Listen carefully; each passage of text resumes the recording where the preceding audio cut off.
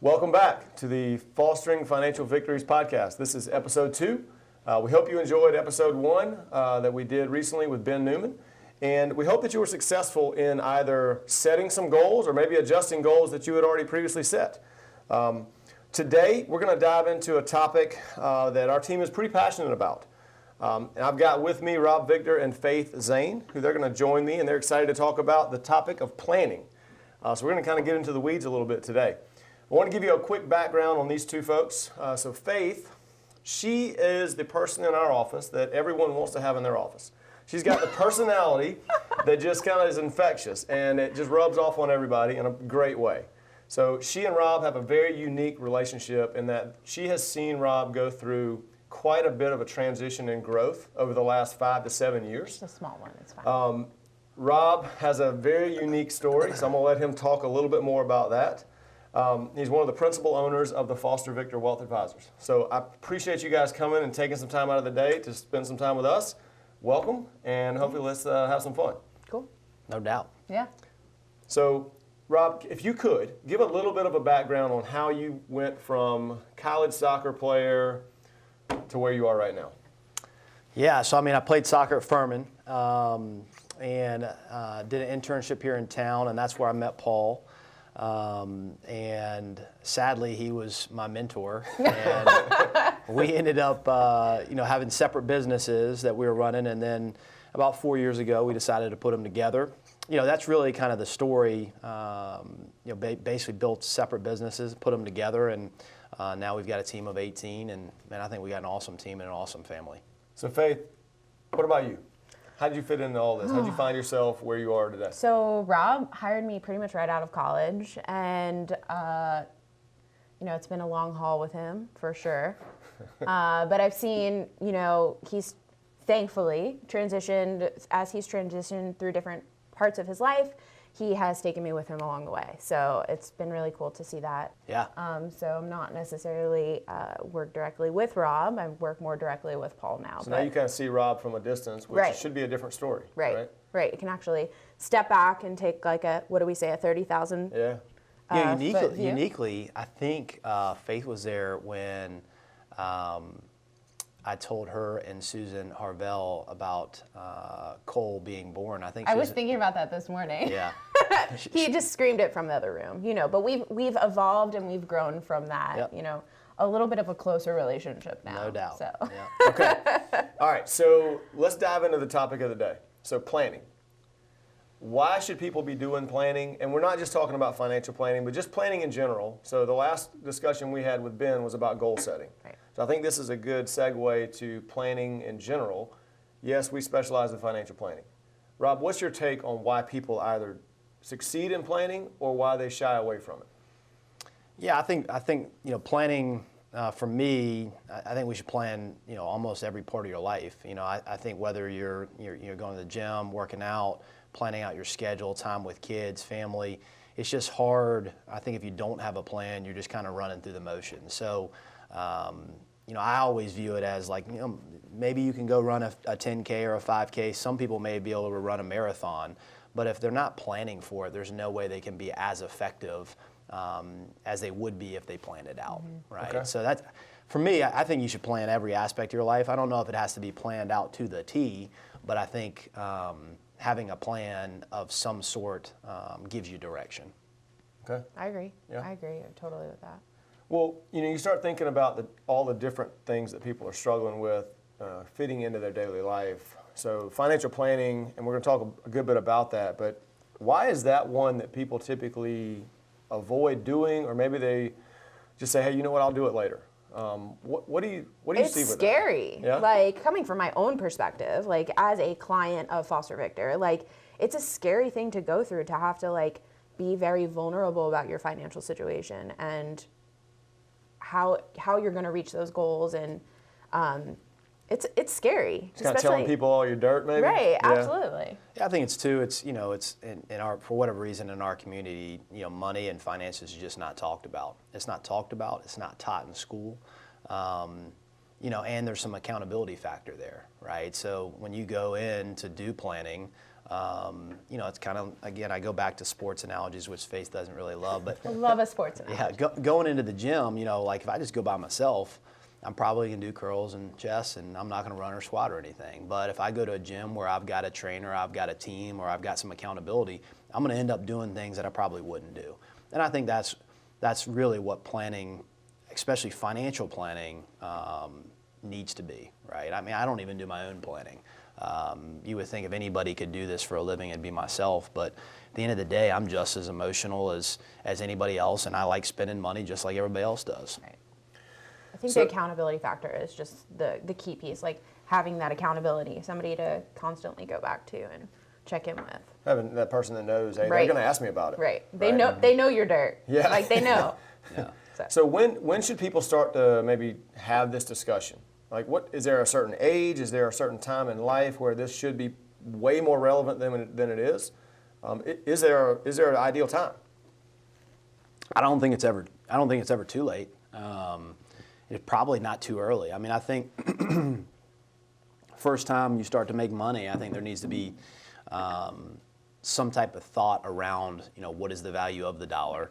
How do you save a dollar? What do you spend your money on? So whether that's 15, 16, I definitely think, coming out of college, most people don't know what they need to know about money in general. And that's just, again, due to, I think, our culture in America. It's just not talked about a lot. But I don't think it's too late. I think if you're 30 and you haven't done any planning, probably a good time to start. Same thing if you're 40 or 50, probably need to start looking at it. Yeah. Yeah. So with planning, right? So people generally think in the financial world that, hey, I'll go meet with a team, go through their planning discussions, and then I'm good to go. I don't ever have to do this again. Is that the right way to think? Should that be their approach? Life changes. Like, you know what I mean? Like, you're in different phases and different stages, and you need to constantly be checking back in with that. I don't know. How often? What do you think? Yeah, I'd echo what Faith said. I think, your plan is probably going to change 100 times over the next 30 years, right? So the same way that, you're going in for regular checkups with the doctor, you're supposed to be on an annual basis. I'd tell you minimally, you need to be looking at your plan on an annual basis, at least globally. That doesn't mean that it needs to be a 2-hour meeting or a 3-hour meeting. It could be a 30-minute phone call just to update things, right? Or 15-minute phone call. But I think at minimal, you should be looking at your planning at least once a year. I agree. So I know within our team, our advisors are not labeled as the typical wealth management advisors like the industry typically does. We look at ourselves more as a coach. And do you think that could help break down that barrier of entry for a family or an individual that says, you know what, I really need to have somebody look at this, but I'm kind of intimidated by it? Do you think that the coaching aspect, if they looked at it from that perspective, do you think that changes anything? I mean, here's the thing. Like, a coach can give you all the tools, but you have to actually take those tools and implement them. So what we do is we just motivate the people to take the steps that we have placed in front of them. Okay. And I think that's something that we're really good at, motivating our clients. So Rob, if somebody's walking into this discussion for the very first time, they have no background in it, what is involved in putting a plan together? Well, I think everybody probably does it differently. For us, I think, really getting to know the person, knowing their goals and what they want to do and what they want to accomplish. I mean, everybody's plan is going to be different. Everybody's plan is going to be unique, and it should be customized. And I think that's what we do really well. I think that's why we've got a team of 18. A lot of people in town or maybe across the country would look at us and say, hey, you're overstaffed. You've got too many people. But I think when you're looking at detailed financial planning, I think you've got to have enough people with the right mentality and the right education to be able to look at all aspects of planning. So I think it seems daunting, but at the end of the day, it's a pretty casual conversation initially. Absolutely. Right? I mean, I think it's probably easier than most people think. The first meeting is really, hey, we want to hear your goals. We want to get to know you. We want to show you what we do, tell you a little bit more about us. And I think most people will know after the first meeting, like, is this a fit or not? And are we the right fit or not? And I would say most of the time we think we are. Sometimes we're not. And that's not a bad thing. I think conversely, like, we know if they are a fit for us. Yep.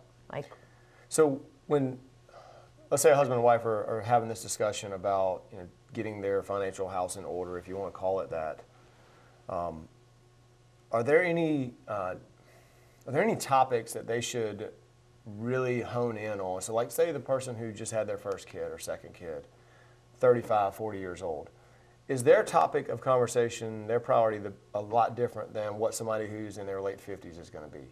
Like, I assume there would be. What do you think the differences are between the planning discussions at that point?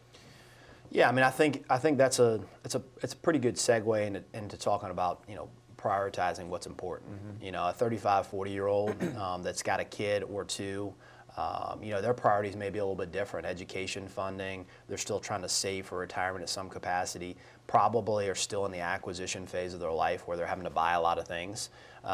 Whereas a 55 or 60-year-old, their priorities are probably a little bit different. Kids are out of the house. They hopefully have saved enough money for retirement, and now they're more worried about, you know, am I going to run out of money? You know, what do the tax consequences of things look like? And how am I going to distribute money to last for the next 30, 40, 45, 50 years? So I think that's where it comes back to saying, hey, everybody's plan is going to be different, but this thing's got to be updated constantly because as life changes, like Faye said, kids come into play, kids go out of play. Right. You want this, you want to do this, you want to go here, you want to do like that. That all comes into effect. Yep. And I think something that is really interesting is a lot of financial planning firms and focus on accumulation. Well, once you've accumulated it all, what do you do? Like, how do you go through distributing all the accumulation that you've had? Like, and we plan for that. It's kind of how do they spend it? Right. Once they get there. How do you spend it all down? Yeah, I mean, we use the analogy a lot. I Is it a sports analogy? No, it's not actually. I think most people, more people die coming down from Mount Everest than going up. Right. Right, because they plan to go up. Right. They just didn't plan to come down. And I think most people in America, the ones that are really good savers and really good planners, for the most part, they're worried about accumulating money. Right. The problem with that is you spend 20 to 25 years of your life accumulating it, and then you get there and you got 30 to 35 years that you should have spent, Right. Distributing it, Right. and they've got no plan for that. Right. And I think that's where most people in the 55, 60, 65-year-old range, they're like, what is our burn rate? What are things going to look like? What does spending look like? What do taxes look like? Their priorities are going to be different than a 35 or 40-year-old. They're like, hey, I got to spend this money to put my kid in school, sports, travel, those type of things. Yep. Right. So why don't everybody do this? Well, I think there's I think again it goes back to culturally. Yeah. A lot of people don't like accountability. A lot of people don't like to be told what to do with their money, and I think that is the misconception with planning firms. Our goal at the end of the day is to lay out a plan, and it's what you want. Right. And if your priorities are to vacation and travel, and to spend money, you're probably going to work a long time. And that's okay. Hopefully we can find a balance to where you're able to do those things and be able to retire. Or, some people don't even think about retirement the same way that our parents did, right? I mean, be financially independent to where you don't have to go to work or have to do those things to make money anymore. Right. That's another outlook on things. But for me, I think it's a misconception in our culture that, if you go see a financial advisor, you got to have a lot of money, right? Interesting. To be able to sit down with them. Kind of the stereotype. And that's a wealth management advisor. That's not a financial planner, right? Okay. Right. They're going to have minimums. The second thing is like, hey, they're going to take a lot of our money. They're going to take our money and they're going to charge us fees to make money. I would tell you that if you're doing full-scale planning, you shouldn't be worried about the fee. It should be compensation. The same way you'd go to a doctor and you have surgery. You're compensating them for the surgery and the work that they put in. Yeah, the work that they're doing to you. Right. I mean, hopefully, a good financial planner is saving you on taxes, is helping you with planning, is helping you with strategy, to where you're not having to dilute things at a loss. So I think those things are just misconceptions in general across our culture. I think there's culturally, and then there's education. Like, we are not taught this process. Going to school, we don't even know how to balance, old school, balance a checkbook. Yeah. You know what I mean? Like, there's no education for that. So when you have to start adulting, who's going to tell you what, if you've never learned that, who's going to tell you what to do? That's actually a really interesting point. So personally, I have a business degree from when I was in college, and none of the personal planning pieces were ever brought up. Never. Me It was too. all corporate Business accounting degree. or Absolutely. corporate finance. Yep. Why do you think schools and maybe parents themselves shy away from maybe educating the youth on this? Wouldn't that be a big jumping off point to try and change the mindset around planning in general? I think, it comes down to, one, it's a hard topic. People don't talk about it. Think about your friends that you hang around. Mm-hmm. How often are you like, hey, how much money do you make? And where are you saving money? Yeah. It's just not brought up. That's true. Whereas You don't bring that up with your friends? well, Come on. I do, but Me too. yeah, right? but you think about where are you going to travel? Yeah. What gym are you going to? What food are you eating? Are you on a diet right now? All those things are talked about, whereas money, for whatever reason, is just not talked about. And I think it's it's a subject that, in my opinion, I think that's why America is where we're at with debt, with overspending. And again, Keeping up with the Joneses. yeah, it comes back to what we talked about. People don't like accountability, and they don't like to be told what to do with their money. If you're going to a good financial planner, they're not telling you what to do with your money. Right, they're just motivating you to do it. Yeah, or they're giving you options and saying, hey, this is option A, B, C, and D. If you choose A, you're going to work a long time. You choose D, you may be able to retire earlier. Right. But there's going to be sacrifices along the way. So, that's really good feedback. Are there any non-negotiables when you start getting into a planning discussion with folks where they say, hey, you know what, these top 3 things that I want to accomplish, these are non-negotiables. How do you approach that talk with a client when they bring something like that up? How do you fit that into their plan if maybe let's say it shouldn't be in there, or maybe it should be? So give me an example, like the person who wants to go buy the beach house. Yeah. Right? That's a non-negotiable. Hey, they say, at 45, I'm going to buy the beach house. Or I'm going to buy the boat. Or is there something like that that's ever come up? How do you plan around that? Yeah, well, so I think, one of the things that we've done is we've developed something called a ring fence. And it's actually a pretty cool concept, right? You can draw a circle on a page of paper, and you sit down either yourself or with your significant other, and you just prioritize things that are out, right? So 1 may be retirement, 2 may be education, funding for kids, 3 may be, vacationing, 4 may be giving, 5 may be a beach house. And everything that falls into that ring is going to be prioritizing. So, if we set up a plan and your first priority is retirement, a lot of things are going to be, pushed towards that priority. And if you come in and you're like, hey, I want to redo our backyard, if it's not inside that ring and it's outside that ring, I'm going to basically say, hey, this is how it affects your plan. It's going to cause you to work longer. You're going to have to save more, whatever it may be. That's kind of what I was getting to, is that if somebody walks in and you start identifying the priorities, and I guess more than anything, how do you keep those in focus throughout their planning process to where they don't get off track? And with like you said, people don't like somebody telling them what to do with their money. If their goal is, in other people's eyes, maybe it seems outlandish, but to them it's a huge deal. How do we just make sure we fit that in? So that I think you were saying don't get, it's collaborative. You said don't get off track.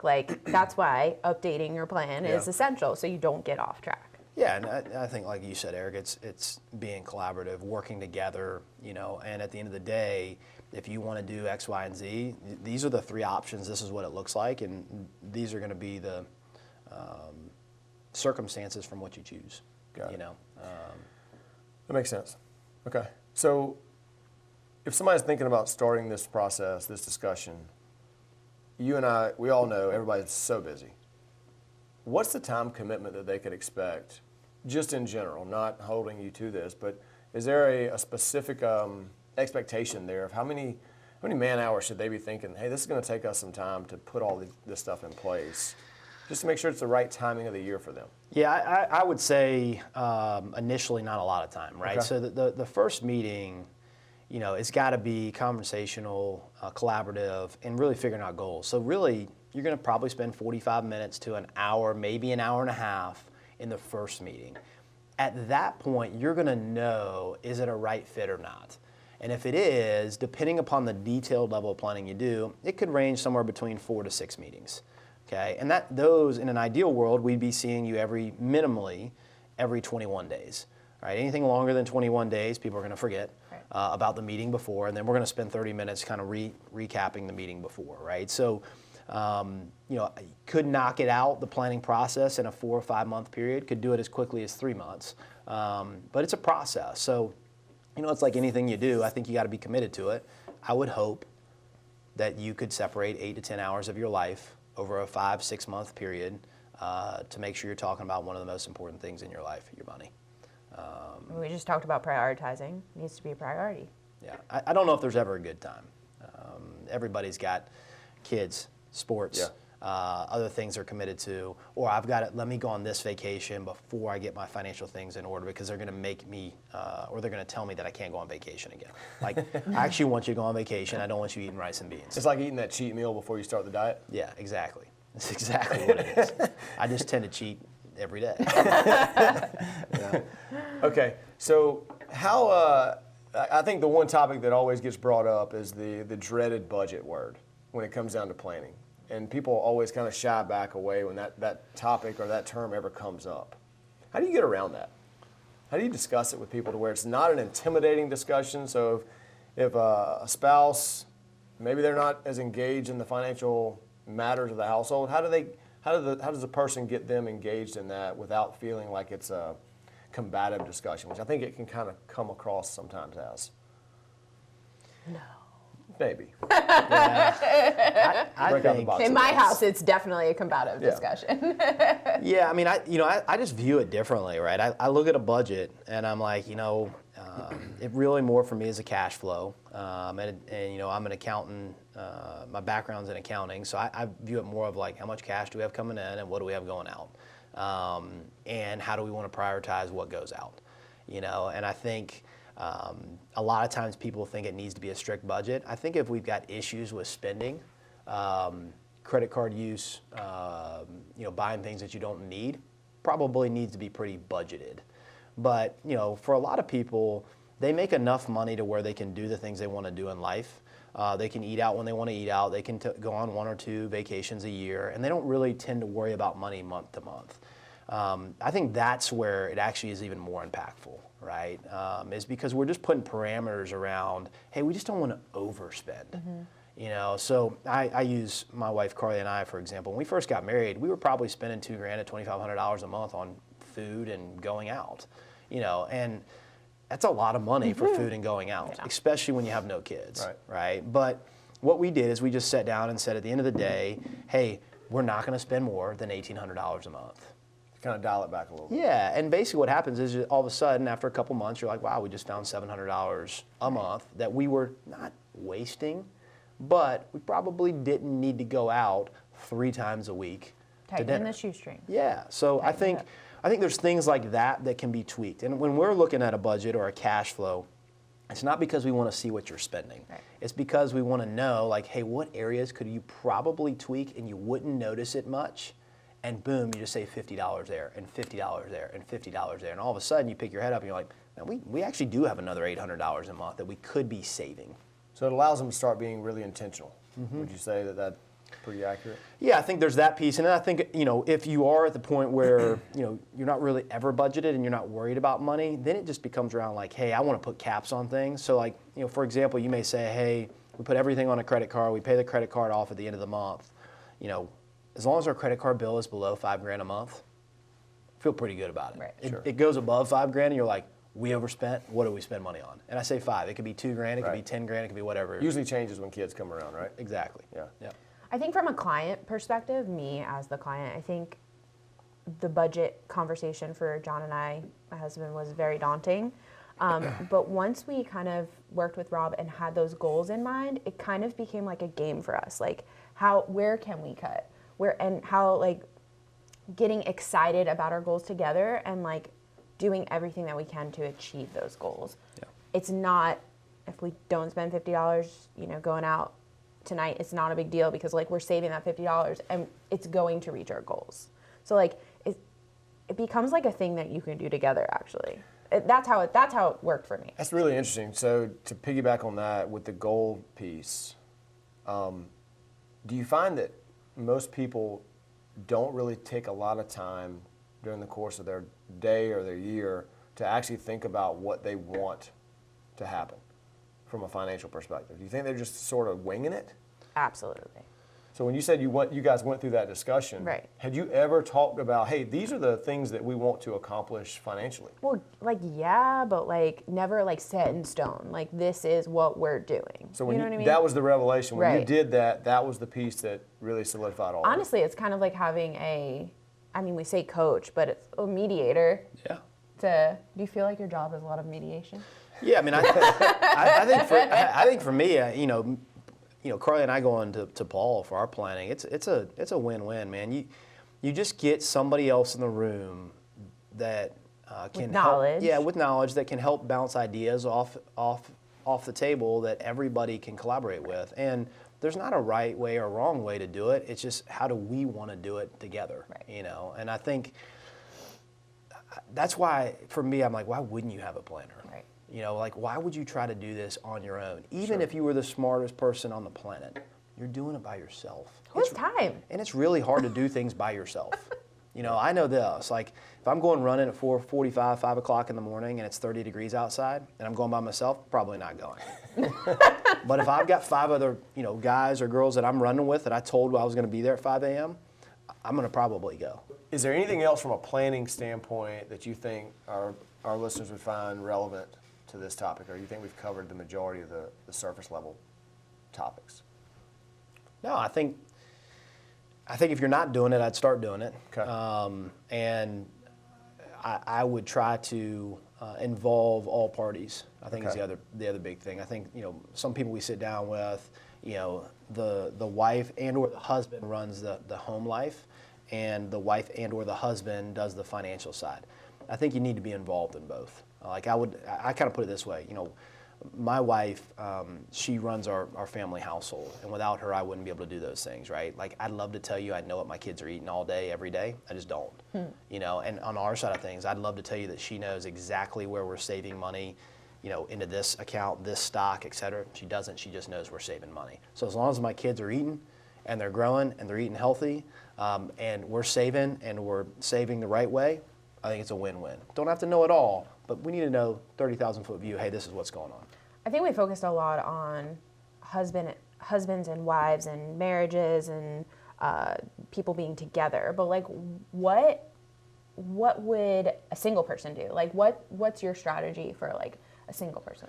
Yeah, I mean, I think that sentence made like no. Yeah, no, I think it makes total sense. I think single people and businesses as well too, right? So I think from a single person standpoint, I think at the end of the day, what it really comes down to is goals and priorities, right? When you're single, you've got the ability to do a lot more just because you don't have a lot of other things over your head. What's a motivation for a single person to go through a plan? I think it's priorities, Yeah. right? So I think the sooner you get started, the better. Right. I mean, most people know the time value of money. I mean, if you save $1 at 22, probably going to have to save 10 at 30 to be able to make it up, just with the compounding effect, right? So earlier savings better. So a couple things that we want to finish this up with. All right, this is the fun part. There are a few questions that we ask every guest. All right, so I'm going to ask you guys to answer these. Biggest financial mistake you learned the hard way? I'll go first.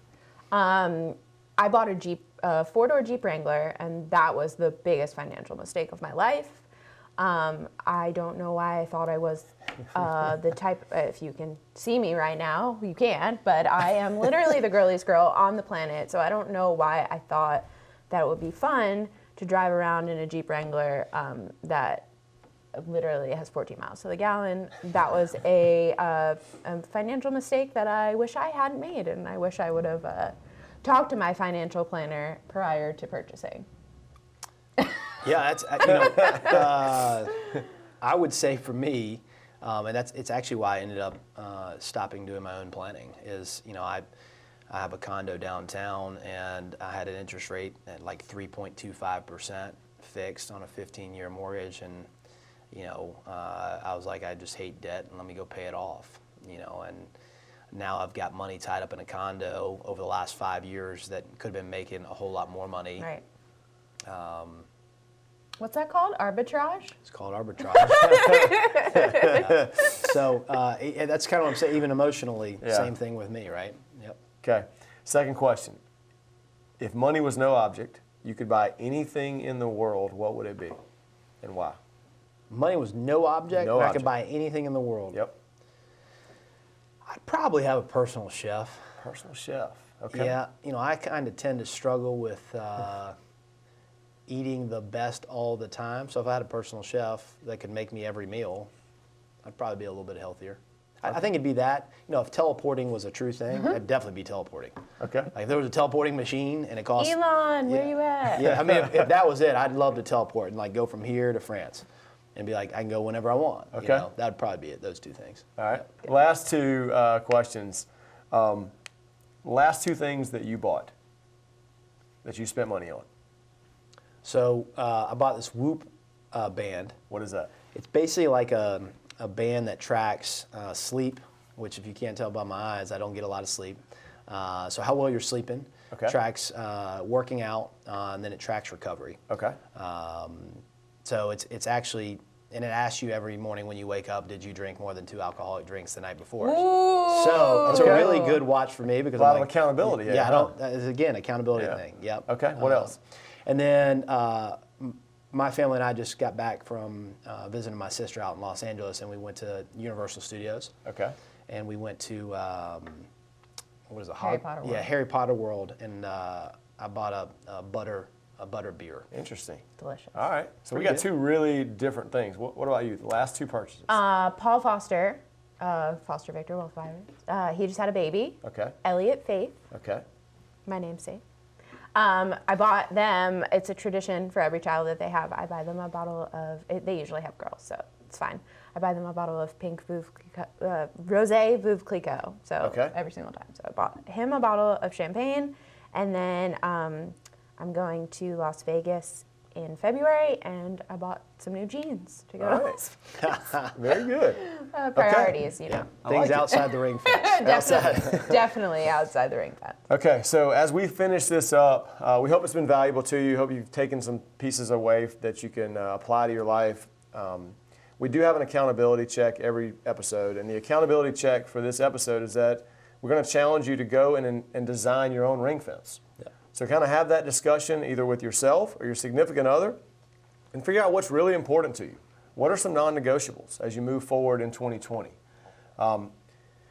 If you've got suggestions or topics that you want us to cover, questions, anything there, please send us an email through the website. It's fostervictorwa.com. You can also find us on Instagram at Foster Victor Wealth Advisors. And then the little subscribe button up at the top on the podcast, please hit that so you get notifications when we are back with a new episode. So thanks for coming and spending some time with us, guys. I appreciate it. Hopefully it's been valuable to you all who've taken this in, and we'll see you next time.